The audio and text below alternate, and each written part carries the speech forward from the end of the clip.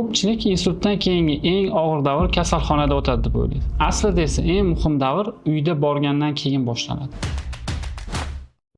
Assalomu alaykum. Men doktor Xurshid, 10 yillik tajribaga ega kattalar reabilitologi. Aynan insultdan keyingi uyda parvarish haqida hozir gaplashib o'tamiz. Birinchisi, harakatni iloji boricha erta boshlash. Bemorni faqat yotqizib qo'yish noto'g'ri. Shifokor tavsiyasiga ko'ra, imkon qadar tez erta reabilitatsiya mashqlarini boshlash kerak bo'ladi. Bu tiklanishning asosiy qismidir. Bunda qo'l oyoqlarni harakatlantirib turishga kiradi. Misol uchun qo'l oyoqlar spazm, tonus bo'lib qotib qolmasligi uchun bo'g'imlarni harakatlantirib turish kerak bo'ladi. Imkon bo'lsa, hattoki birinchi bosqichini reabilitolog mutaxassis bilan birgalikda qilishni tavsiya berardik. Agar holatiga qarab turib, agar yengilroq bosqichda bo'ladigan bo'lsa, uyog'iga o'zingizlar uy sharoitida davom ettirsanglar bo'ladi. Ayniqsa o'sha reabilitolog ko'rsatib bergan mashg'ulotlar bilan birgalikda bo'lsa, siz uchun foydali, effektivniroq bo'ladi. Ikkinchisi, tana holatini tez-tez o'zgartirishlik. Bu degani bemor og'irroq holatda bo'lib mustaqil harakat qila olmaydigan bo'lsa, o'ngga chapga burib turishlik, bu yotoq yaralarga olib kelib qo'ymasligiga yordam beradi. Harakatlantirib tursa, orqasi terlab, yara bo'lib ketmasligi uchun juda ham foydali bo'ladi.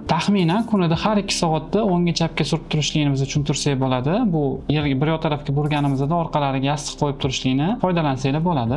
Yana teriga ahamiyat berasizlar. Teri namlanib, yara bo'lishiga olib kelib qo'ymasligi kerak bo'ladi. Shularga e'tibor beradigan bo'lsangiz, inshaalloh tez orada bemorimiz yana qayta tiklanib ketadi. Uchinchisi bu to'g'ri ovqatlanish. Bemorni qayta tiklanishda eng muhim narsalardan biri hisoblanadi. Bunda biz nima tavsiya bergan bo'lardik? Tuzli narsalarni kamaytirishlik, sabzavot va mevalarni ko'paytirishlik va kunda o'sha miqdorida keraklicha suyuqlik ichishni tavsiya qilgan bo'lardik. Agar yurishga qiynaladigan bo'lsa, reabilitolog mutaxassislar bilan birgalikda ishlashni tavsiya beramiz. To'rtinchisi, o'sha nevropatolog yozib bergan dori vositalarini o'z vaqtida iste'mol qilishlik. Holati yaxshilandi deb turib dorilarni cheklab qo'yishlik yoki ratsiondan chiqarib tashlashlik bu yana ham og'ir ahvolga olib kelib qo'yishi mumkin. O'zi bilmagan holatda davleniya ko'tarilib ketib, повторный insult o'tkazib qo'yishlari mumkin bo'ladi. O'shaning uchun doimiy ravishda davleniyani nazorat qilib turib, dorilarni vaqtida ichishlari kerak bo'ladi. Beshinchisi, eng asosiylardan bittasi bemorni ruhiy qo'llab-quvvatlashlik. Insultdan keyin ko'p bemorlarimiz tushkunlikka tushib, hayotga bo'lgan ishtiyoqlari so'nib ketadi. O'shaning uchun ularni dalda berib, motivatsiya berib, hayotga bo'lgan ishtiyoqlarini uyg'otib turishlik kerak bo'ladi.